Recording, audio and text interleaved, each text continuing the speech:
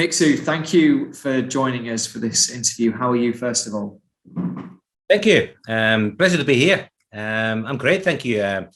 After undergoing my knee operations, both knees, I've got new shiny knees now, so little service, and then and little break from the work, from the management, and then hopefully before not too late, go again. And but like I said, at the moment, I'm working with the crutches and doing my rehab from the operation, and then go again. But other than that, no problem at all. Looking forward to Sunday, a special occasion as always, and fantastic match, and really looking forward to it.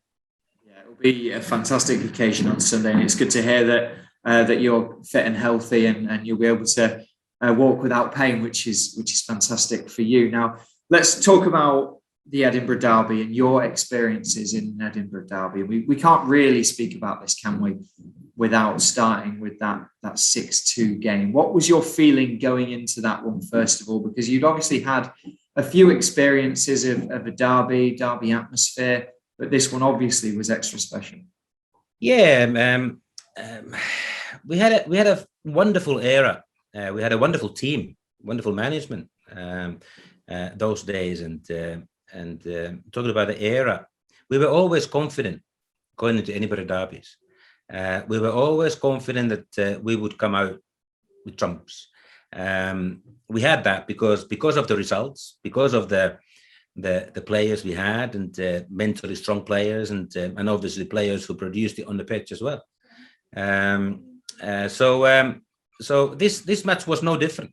We were ready. We were looking forward to the match, and we knew that it was not going to be easy. It's going to be difficult, but we knew deep down that if we play our normal game, and of course a little bit lady luck on our side, then we can beat them, as we had done in quite a few occasions prior to that. Yeah, because obviously in that game, everyone always says, don't they, in derby matches, when they're going to be tense affairs, that you don't want to go behind early on. Obviously, you did in that game. Andy Kirk scored, put Hearts ahead. When that goal went in, you 1-0 down in the derby. What was that like? What was the feeling for you and your teammates in that moment? Obviously, there was a short moment of real shock, disappointment, but and it was worked well goal for Hearts near post.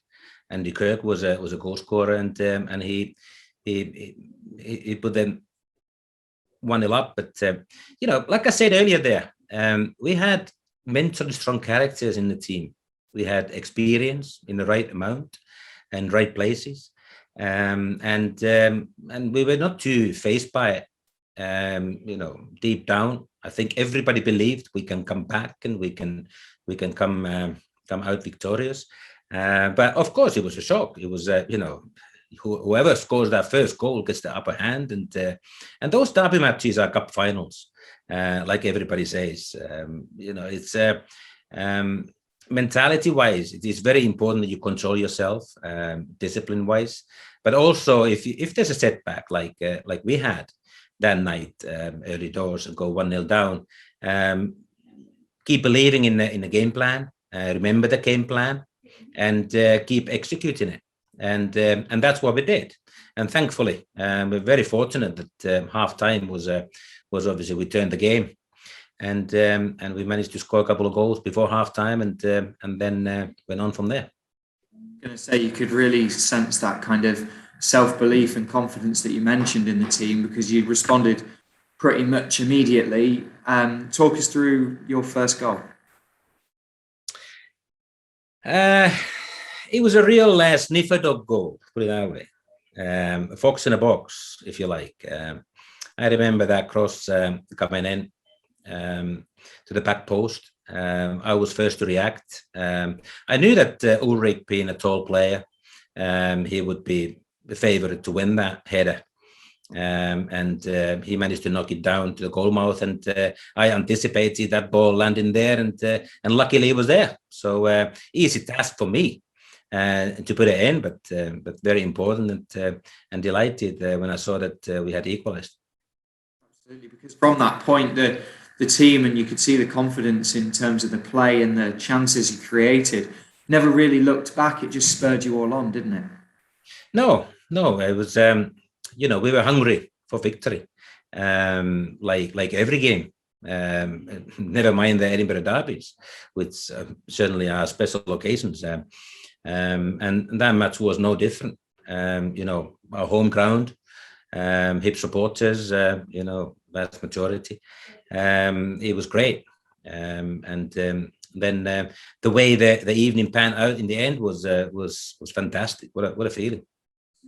Yeah, real fox in the box again for the second goal, and the third one, the hat-trick. When that strike went in, just describe the emotion for us, how it felt to score a hat-trick in such a big game. Oh, it was tremendous. It was fantastic. It was a fantastic move from us. John O'Neill was instrumental on the right-hand side. I remember Antti coming off his line a little bit and managed to guide it into the corner where the cross came from.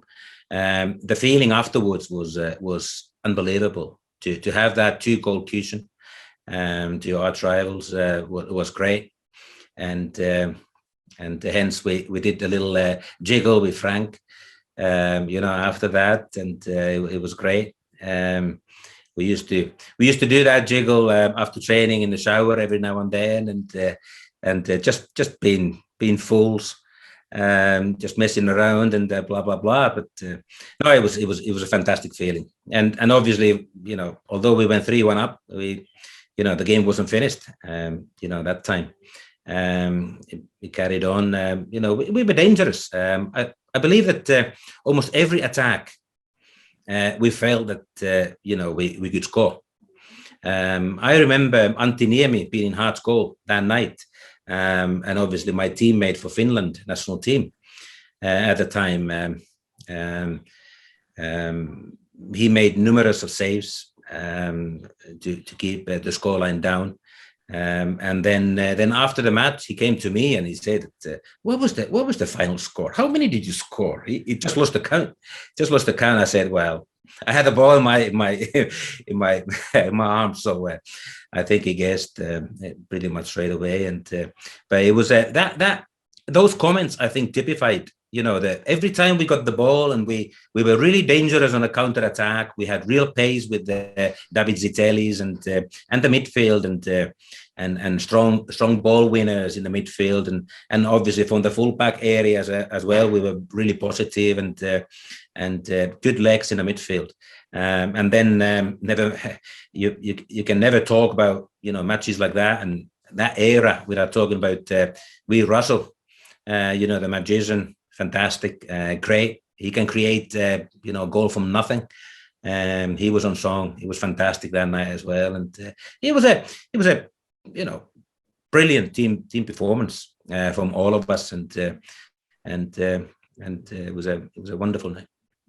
You mentioned Russell, the magician there, but you were like a magician, weren't you, for the assist, setting up his goal and lovely little turn around the corner? We always enjoyed playing together. Russell and I. Obviously, I was a centre forward. I enjoyed link-up play, a little bit deeper, the halfway line and so forth. When we started into attacks, I quite enjoyed getting the ball and then the midfielders and Russell would offer and I would link up with them and we would go from there. Obviously, that goal, that link-up play happening inside the Hearts box. It was we were in a same wavelength. We knew exactly what was happening, and it was a simple 1-2 and great finish near post from Russell, and that was the game over. Really, that really put the nail in the coffin, that night. So that was it. But what a wonderful goal that was. Yeah, and the Hibs fans after were singing "We won 7," weren't they?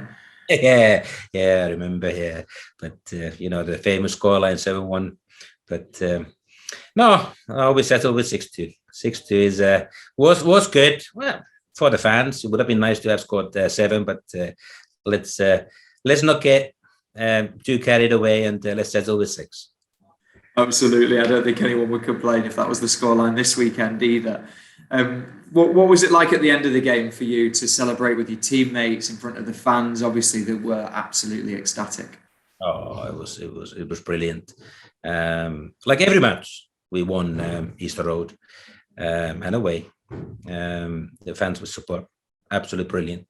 That night, obviously against Hearts in the special scoreline like that, and going 1-0 down, as you mentioned, was unbelievable. Unbelievable. Atmosphere was you never forget that. Obviously, in the dressing room, it was just the celebrations and fantastic feeling, and everybody was like, wow, that was a special one, and funny enough, we had agreed that whatever happened that evening, that night, Antti Niemi, the Hearts goalkeeper, we were family friends. And their family would come to our house, for a meal and a couple of beers after the game, and that's what happened. And they came across, and well, I think it was about maybe an hour, 2 hours. Antti was a little bit quiet. It wasn't too much in the party mood, and whilst you've still got the match ball under your arm, all night, and the man of the match champagne I had as well, just to rub it in his face, and but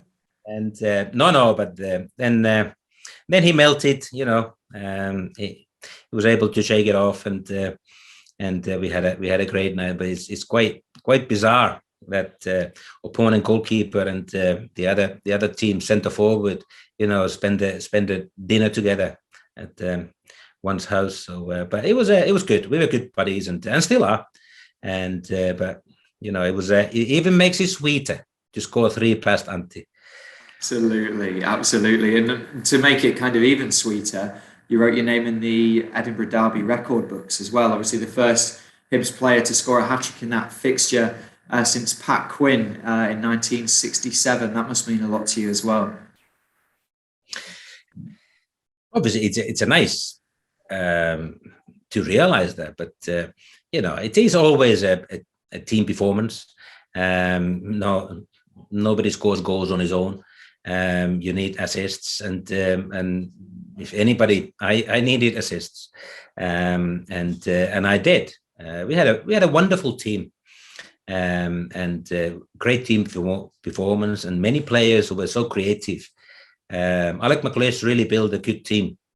He put the right pieces in the right places, and in our team, and we were strong, we were creative, we had fantastic imagination, we had power and pace, and played positive. So it was a pleasure to play for that team, but luckily I was to tap 2 balls into the net, and was the end of it. But it was a team performance with a capital T. Would you say for you, as obviously a former Hibs player, that's probably one of your best memories from being at the club? 100%. It's definitely so many people come to me and say that what's been the best match you played in, and the most memorable match, and that match always is there, one of the matches, and but because of the magnitude of the Edinburgh Derby, and the rivalry that the clubs have and the teams have, and all that, and it makes it so special, and the scoreline, of course, was great, but that's right up there, in the most memorable matches, and great, and still quite often people come to me and they, oh, big man, I just watched the 6-2 goals and the highlights and blah blah blah, and I said, keep watching it, brilliant, great, and so it's, people come and remind, and still, what's the highlights of that game? Yeah, it's absolutely fantastic memory for so many people.